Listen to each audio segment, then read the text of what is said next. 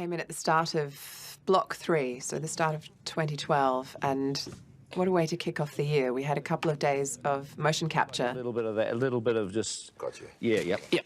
Cool. He wanted to get inside the character. He really wanted to own it. He didn't want to just be a voice artist who came in after the fact and said the words.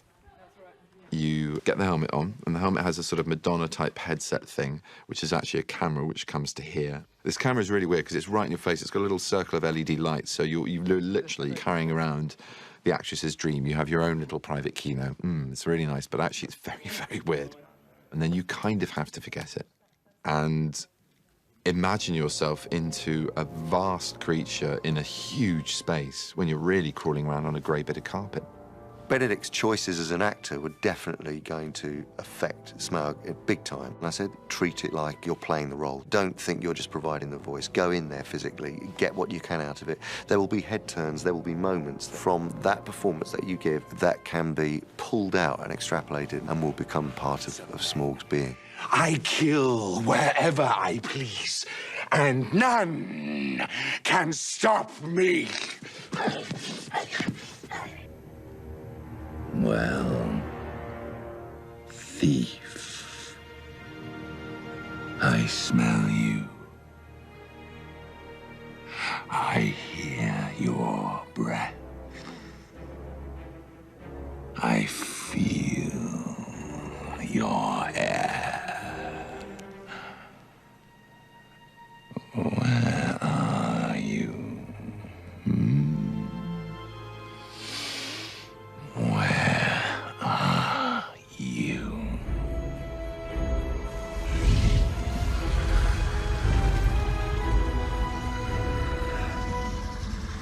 The other secret weapon that we had for Smaug beyond his design was the fact that he is a talking dragon. We could use his personality to our advantage.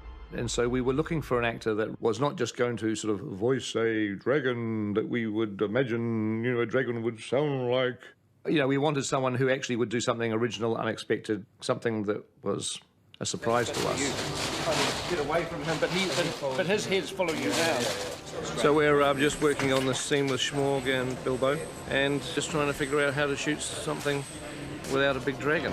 So we're just trying to figure out what he looks like, how big he is, where he's going to go.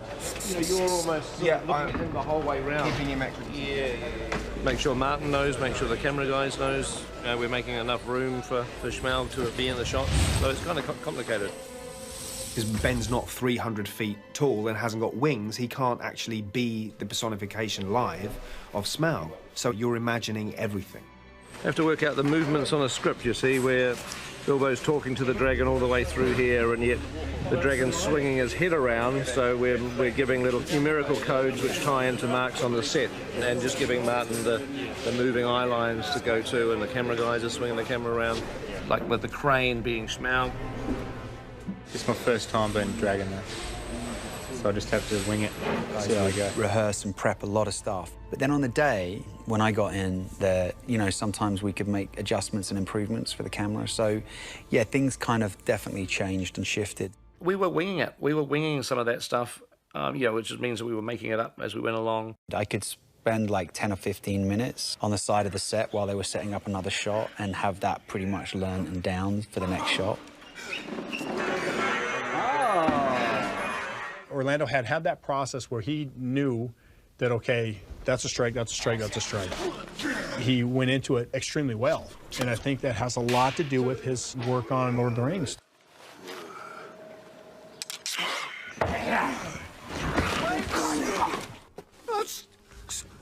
Stop! I suppose I was using a sort of a drunken, absent, tired quality, I suppose, you know. Because I'm still not quite feeling it at the moment. You get it when you're feverish, you turn your head and then the world catches up about half a second later. You know, so you're not quite seeing it as it is, you're seeing it slightly delayed. That's what I was playing. Was I doing it down the barrel that time? Hey up, the Hobbit's not looking too good. Hey up, the Hobbit's not looking too good. Magic mushrooms, mate.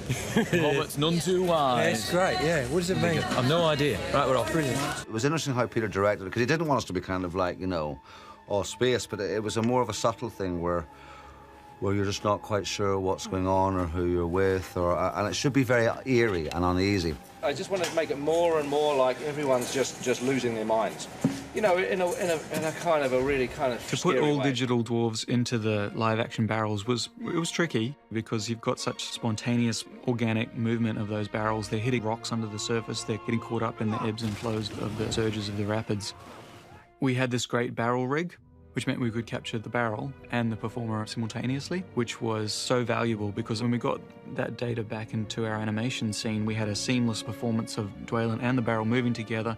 His hands were locked to the barrel. It went a long way to making our all CG shots fit in with the shots that they We arrive at this shot on river, set. and we stand there on the top of this platform with Peter. And Peter says, "Okay, can we just demonstrate what the guys will be doing?" Okay, stand by, here we go. Release barrel number 1. Somebody in it. And then from round the corner comes this guy in a wetsuit, paddling and being swept around by this water, and then getting to a point where he tips the barrel himself and falls backwards out of the barrel into the freezing cold river and crawls up the bank. Easy, easy. Yeah. All right, guys. Yeah! It's been a long time since Thorin Oakenshield travelled so far east. For what purpose? Where does your journey end? He has a sort of ethereal kind of meanness, for want of a better word.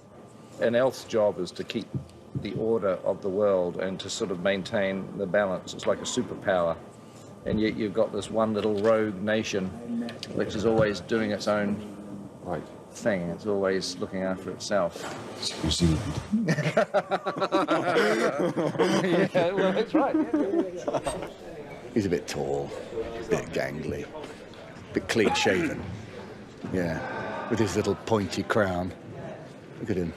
His costume, so he really had to run fast. And I remember Peter, because I was at the front of the line, and Peter said, "You know, Dean, just run as fast as you can." And Stephen, you just go faster.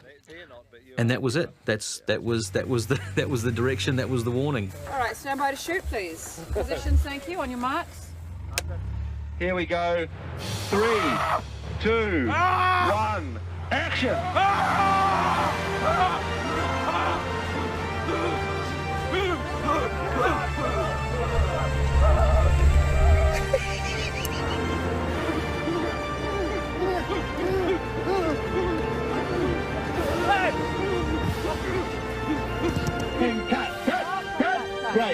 Great. Well done. That's fantastic. We'll buy that, thank you. I think we only did like 3 takes, and he got the shot. He was really happy with it. So, I mean, I could have done another one, but I'd been doing some pretty good training before that. It was one of those joyous moments of seeing an actor really push himself, and I mean, our reactions were real. Our reactions to him passing us were real, and they're in the film now. It looks like you're really cleaning it. I was at the end. I was really digging it in at the end. Oh, it's great. Oh, that's hilarious.